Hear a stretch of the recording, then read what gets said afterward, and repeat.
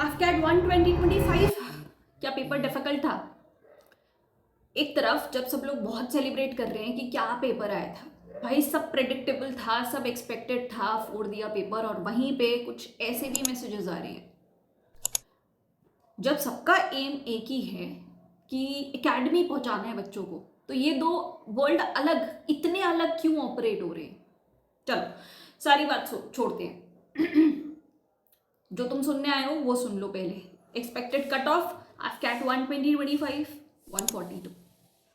If you ask me my opinion it is 142। अब सिर्फ इतना सुनने आए हो तो बस इतना ही मुझे एक्सपेक्टेड कट ऑफ के बारे में बोलना है, क्योंकि इसके आगे हम क्रिटिकल थिंकिंग करने वाले हैं। तो भाई rest of the candidates, if you are involving your self in critical thinking, please look into this. Cut off मैंने बताया तुम्हें 142, ठीक है। अब 142 कट ऑफ सुनकर जो तुम गिनने लगने वाले हो कि मैंने इतने पॉजिटिव करे, इतने मेरे गलत हो गए, और फिर प्लस माइनस का कैलकुलेशन अगर तुम कर रहे हो तो तुम्हें एक्सपेक्टेड मार्क्स नहीं आने वाले हैं, क्योंकि एक और फैक्टर को जो तुम इग्नोर कर रहे हो, दैट इज नॉर्मलाइजेशन। अब ये नॉर्मलाइजेशन से ऑल टुगेदर तुम्हारा स्कोर बहुत बूस्टअप भी होने वाला है। अगर तुम्हें 120, 130, 135, 140 आ रहे हैं, होप लूज मत करना, क्योंकि इससे नॉर्मलाइजेशन से तुम्हारे मार्क्स बढ़ने भी वाले, और जिनके 200 प्लस है आराम से कम भी हो सकते हैं। अब ये नॉर्मलाइजेशन की क्या स्कीम है और ये कैसे होता है, इस पे मैंने ये वीडियो बनाई हुई है, जाके चेक कर लेना, how it may impact your score. ठीक है। नंबर 3, क्या पेपर हार्ड था या इजी था? सबसे पहले इसके लिए तुम्हें पूरा पेपर, सारे शिफ्ट्स देखने चाहिए। मैंने पूरी पीडीएफ बना ली है, and that PDF will be uploaded on this Telegram channel Worldscape defence. सारे शिफ्ट, सारे सेक्शन, सारे क्वेश्चंस एक बार खुद जाके देखो। तुम्हें सिर्फ अपने शिफ्ट के क्वेश्चंस पता है, दूसरे के शिफ्ट के जाके पूरे क्वेश्चंस तो देखो कि एग्जैक्ट क्वेश्चन क्या था। सिर्फ कीवर्ड नहीं, रेड फोर्ट का क्वेश्चन आया था। No, don't be this dumb, ऐसे डम्ब जैसे एसएसबी में बोला जाता है ना कि हम चल के चले जाते हैं, हाँ डांट डाला जाता है ना, कूटा जाता है। चलना क्या होता है भाई? दौड़ो। उसी तरीके से रेड फोर्ट क्या होता है भाई? रेड फोर्ट का स्टेटमेंट वाला क्वेश्चन था, वो पूरा क्वेश्चन जानना है, इसलिए मैंने पूरी पीडीएफ रिसर्च करके बनाई हुई है, जाके इस टेलीग्राम पे उठा लेना। अच्छा, हाउ डू यू डिटरमाइन कि पेपर हार्ड था या इजी था?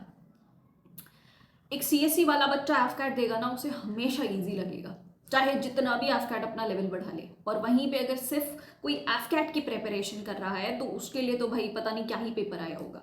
तो पेपर की डिफिकल्टी लेवल हमेशा प्रीवियस ट्रेंड से कंपेयर की जाती है, तभी एक स्टैंडर्ड मेजरमेंट हो सकता है प्रीवियस ट्रेंड को देखकर।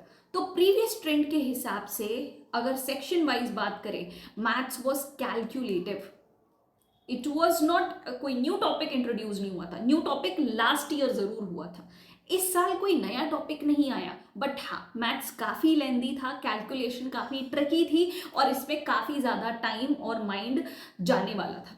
बात करें रीजनिंग की, रीजनिंग इट वॉज ओके, कुछ ऐसा नहीं था कि आउट ऑफ द ब्लू आ गया हो, ऐसा कुछ भी नहीं था। बात करें जीके की, जीके का भाई लेवल अच्छा डेवलप हो रहा है, बहुत अच्छा डेवलप हो रहा है। चाहे लोग कितना भी क्लेम कर ले, इतना आ गया, इतना आ गया, इतना आ गया, इनफैक्ट मैंने भी करा है। डिफेंस के लगभग 80 से 85% क्वेश्चन आए थे, बाकी के भी जितने क्वेश्चन थे वो डुएबल थे। But I always tell you कि AFCAT का जीके नहीं होता। You should never prepare for AFCAT GK, वरना नहीं हो पाएगा। If you prepare for CDS CAPF का जीके, तब तुम बहुत अच्छा परफॉर्म कर सकते हो, अदरवाइज नहीं। इट इज वेरी रैंडम, कोई ट्रेंड नहीं है। डिफेंस के इस बार इतने क्वेश्चन थे, पिछली बार इतने नहीं थे, है ना। साइंस से इस बार काफी इजी सवाल आ गए थे, बट वहीं पे हिस्ट्री, पॉलिटी, इवन ज्योग्राफी से अब असर्शन, रीजनिंग और स्टेटमेंट बेस्ड क्वेश्चन आ रहे हैं। तो जीके का लेवल हाई हुआ है as compare to previous trend. बात करें इंग्लिश की, देखो इंग्लिश में इट वॉज हाई लेवल, क्यों? क्योंकि इंग्लिश का जो टोन था वो हाई लेवल का था। वोकैबुलरी की बात करूं, you will not believe it, vocabulary 40 to 50% जो मैंने सेल्फ स्टडी बैच बनाया है उसी से वर्ड्स और इडियम्स रिपीट हुए थे। You want to see that? Wait, I will show you. ये वही वाली पीडीएफ है जो मैं तुमसे शिफ्ट वाइज शेयर करने वाली हूँ टेलीग्राम पे। ये सारे वर्ड्स थे, ठीक है। और 40 to 50% इफ आई से इन वोकैबुलरी, ये बहुत बड़ी बात होती है यार। देर आर एंडलेस वर्ड्स, उसके हजारों एंटोनिम्स सिनोनिम्स बन सकते हैं, तो उसमें 40 to 50% इफ आई से, तो ये बहुत बड़ी बात है। ये सारे ईडियम्स तुम यहाँ पे देख सकते हो, play ducks and drakes. Then PQRS के भी क्वेश्चन थे और कुछ वन वर्ड सब्स्टिट्यूशन थे, हुपला एंड इम्प्रॉम्प्टू था। ये जो मैंने तुमसे ये वीडियो, ये हैंड रिटन नोट्स जो शेयर करे थे, उससे काफी स्ट्रेट क्वेश्चन था। तो इंग्लिश का सिर्फ कॉम्प्रिहेंजन ही टफ कह सकते हो, वोकैबुलरी 40-50% मैच करा दी तो इट वाज गुड, मतलब ओकेश थी। Grammar was also good. ये ईडियम वाली पीडीएफ जो मैंने तुमसे शेयर करी थी, वहां से आपका क्वेश्चन मैच हो गया था, ठीक है। येलो प्रेस आज आया था, प्ले फास्ट एंड लूज आज आया था। आज जिसका एग्जाम होगा उनको अच्छे से पता होगा। बाकी ये सारे वर्ड्स कहीं वन वर्ड सब्स्टिट्यूशन, कहीं एंटोनियम या सिनोनिम्स में आए हुए हैं।